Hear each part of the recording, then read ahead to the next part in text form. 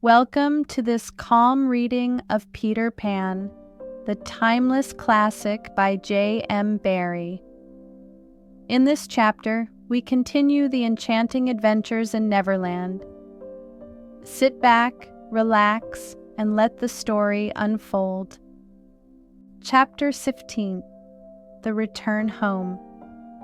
By 3 bells that morning, they were all stirring their stumps, for there was a big sea running, and Toodles, the boatswain, was among them, with a rope's end in his hand and chewing tobacco. They all donned pirate clothes cut off at the knee, shaved smartly and tumbled up, with the true nautical roll and hitching their trousers. It need not be said who was the captain. Nibs and John were first and second mate.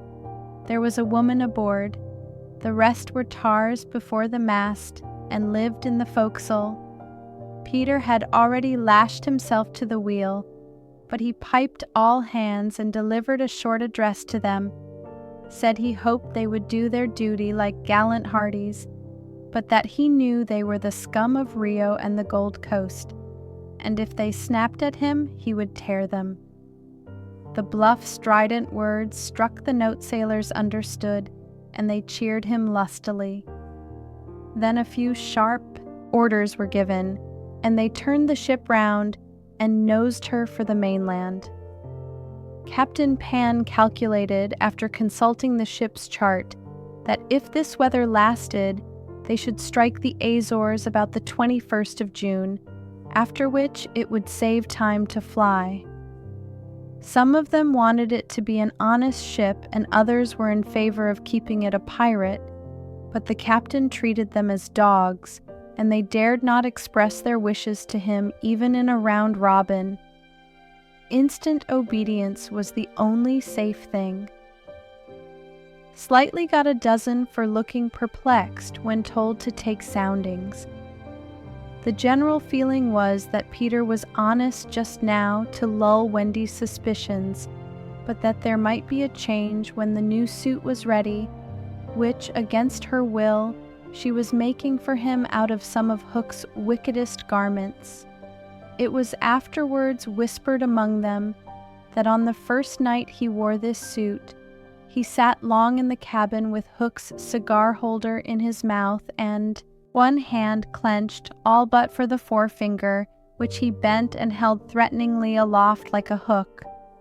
Instead of watching the ship, however, we must now return to that desolate home from which 3 of our characters had taken heartless flight so long ago. It seems a shame to have neglected number 14 all this time, and yet we may be sure that Mrs. Darling does not blame us. If we had returned sooner to look with sorrowful sympathy at her, she would probably have cried, "Don't be silly. What do I matter? Do go back and keep an eye on the children." So long as mothers are like this, their children will take advantage of them, and they may lay to that. Even now we venture into that familiar nursery only because its lawful occupants are on their way home. We are merely hurrying on in advance of them to see that their beds are properly aired and that Mr. and Mrs. Darling do not go out for the evening. We are no more than servants. Why on earth should their beds be properly aired, seeing that they left them in such a thankless hurry? Would it not serve them jolly well right if they came back and found that their parents were spending the weekend in the country? It would be the moral lesson they have been in need of ever since we met them. But if we contrived things in this way, Mrs. Darling would never forgive us. One thing I should like to do immensely, and that is to tell her, in the way authors have, that the children are coming back, that indeed they will be here on Thursday week. This would spoil so completely the surprise to which Wendy and John and Michael are looking forward. They have been planning it out on the ship. Mother's rapture, father's shout of joy, Nana's leap through the air to embrace them first, when what they ought to be prepared for is a good hiding. How delicious to spoil it all by breaking the news in advance, so that when they enter grandly, Mrs. Darling may not even offer Wendy her mouth, and Mr. Darling may exclaim pettishly, "Dash it all, here are those boys again." However, we should get no thanks even for this. We are beginning to know Mrs. Darling by this time, and may be sure that she would upbraid us for depriving the children of their little pleasure. But, my dear madam, it is 10 days till Thursday week, so that by telling you what's what, we can save you 10 days of unhappiness. Yes, but at what a cost, by depriving the children of 10 minutes of delight. Oh, if you look at it in that way. What other way is there in which to look at it? You see, the woman had no proper spirit. I had meant to say extraordinarily nice things about her, but I despise her, and not one of them will I say now. She does not really need to be told to have things ready, for they are ready. All the beds are aired, and she never leaves the house, and observe, the window is open. For all the use we are to her, we might well go back to the ship. However, as we are here, we may as well stay and look on. That is all we are, lookers on. Nobody really wants us. So let us watch and say jaggy things, in the hope that some of them will hurt. The only change to be seen in the night nursery is that between 9 and 6 the kennel is no longer there. When the children flew away, Mr. Darling felt in his bones that all the blame was his for having chained Nana up, and that from first to last she had been wiser than he. Of course, as we have seen, he was quite a simple man. Indeed, he might have passed for a boy again if he had been able to take his baldness off, but he had also a noble sense of justice and a lion's courage to do what seemed right to him. And having thought the matter out with anxious care after the flight of the children, he went down on all fours and crawled into the kennel. To all Mrs. Darling's dear invitations to him to come out, he replied sadly but firmly, "But no, my own one, this is the place for me." In the bitterness of his remorse, he swore that he would never leave the kennel until his children came back.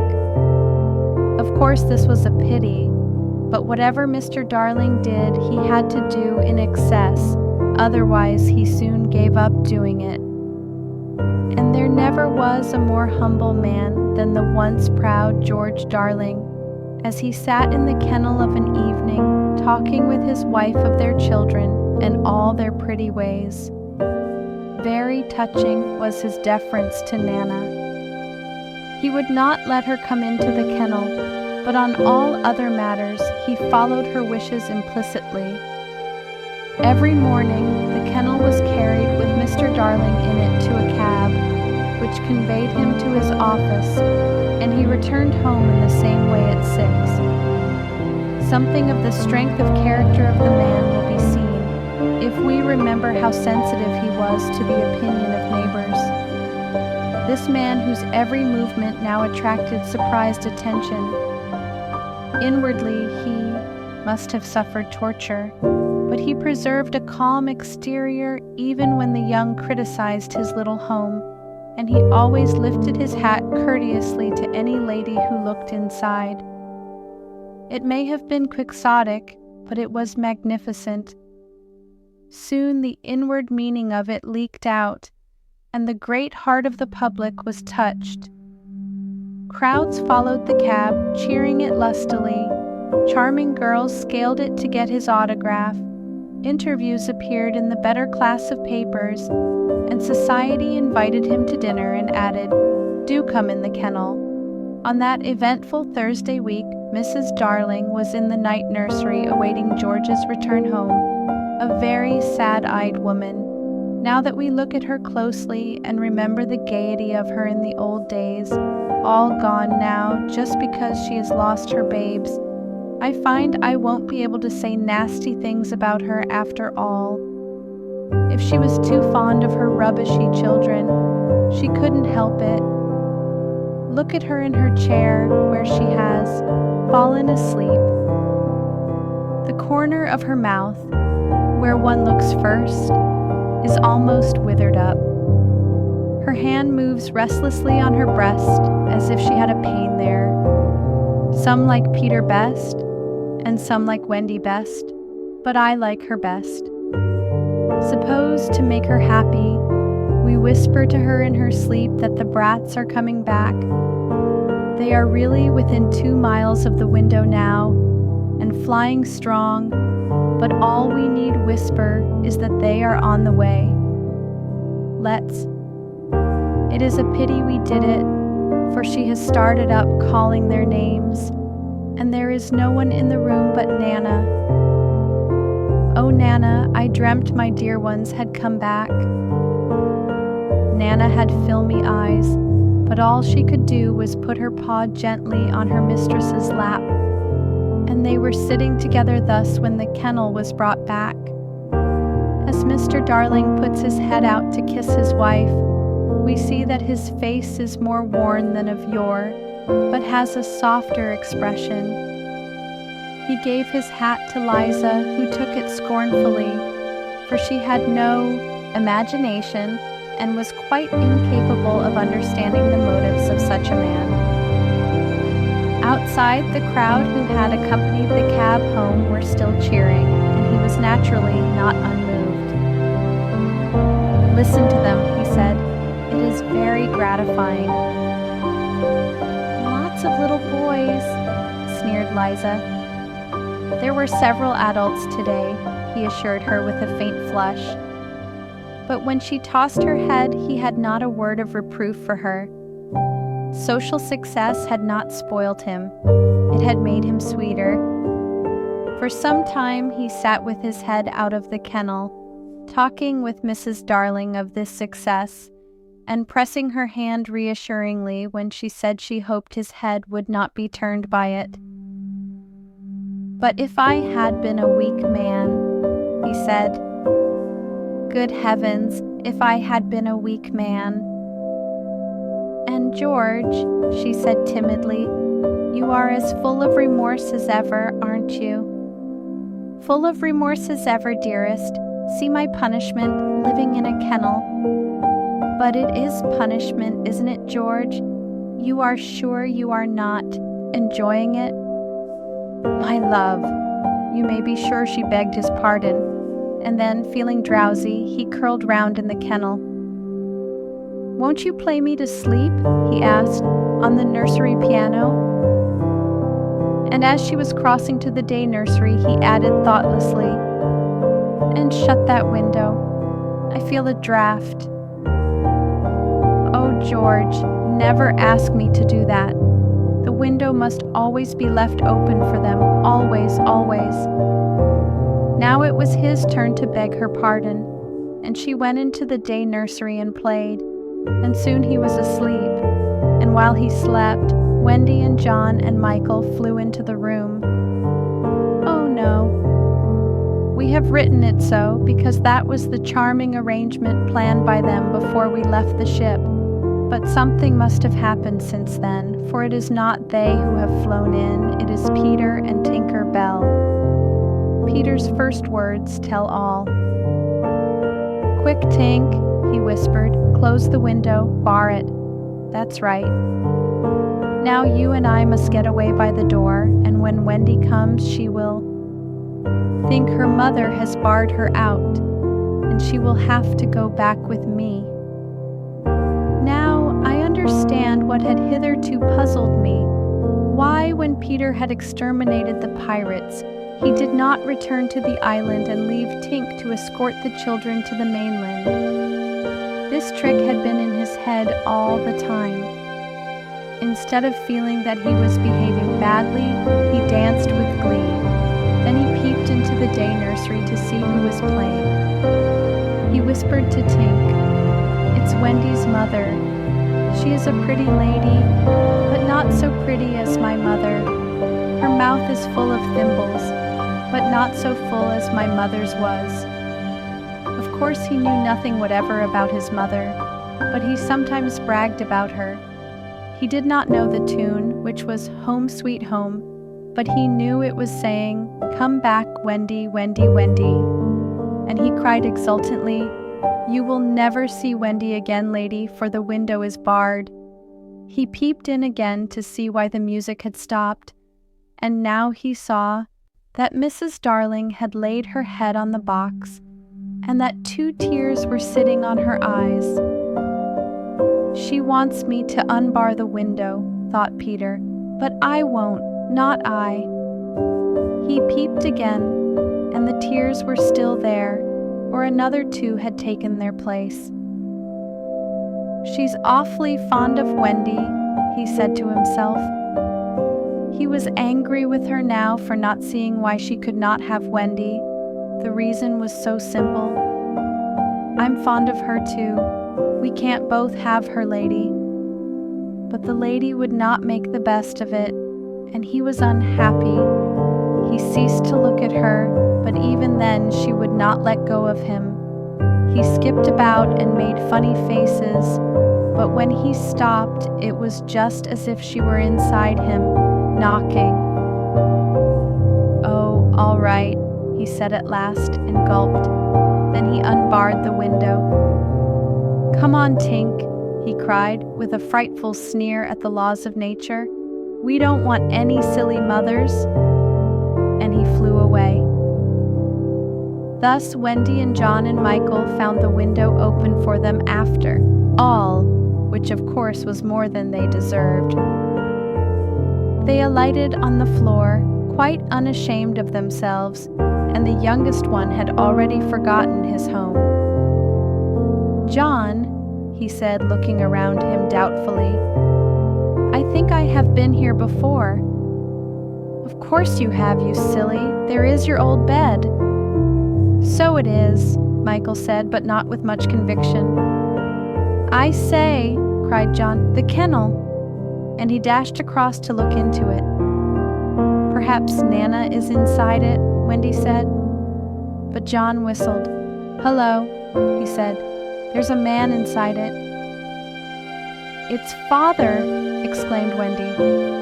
"Let me see Father," Michael begged eagerly, and he took a good look. "He is not so big as the pirate I killed," he said with such frank disappointment that I'm glad Mr. Darling was asleep. It would have been sad if those had been the first words he heard his little Michael say. Wendy and John had been taken aback somewhat at finding their father in the kennel. "Surely," said John, like one who had lost faith in his memory, "he used not to sleep in the kennel?" "John," Wendy said falteringly, "perhaps we don't remember the old life as well as we thought we did." A chill fell upon them, and served them right. "It is very careless of Mother," said that young scoundrel John, "not to be here when we come back." It was then that Mrs. Darling began playing again. "It's Mother," cried Wendy, peeping. "So it is," said John. "Then are you not really our mother, Wendy?" asked Michael, who was surely sleepy. "Oh dear," exclaimed Wendy, with her first real twinge of remorse. "It was quite time we came back." "Let us creep in," John suggested, "and put our hands over her eyes." But Wendy, who saw that they must break the joyous news more gently, had a better plan. "Let us all slip into our beds and be there when she comes in, just as if we had never been away." And so when Mrs. Darling went back to the night nursery to see if her husband was asleep, all the beds were occupied. The children waited for her cry of joy, but it did not come. She saw them, but she did not believe they were there. You see, she saw them in their beds so often in her dreams that she thought this was just the dream hanging around her still. She sat down in the chair by the fire, where in the old days she had nursed them. They could not understand this, and a cold fear fell upon all the 3 of them. "Mother," Wendy cried. "That's Wendy," she said, but still she was sure it was the dream. "Mother." "That's John," she said.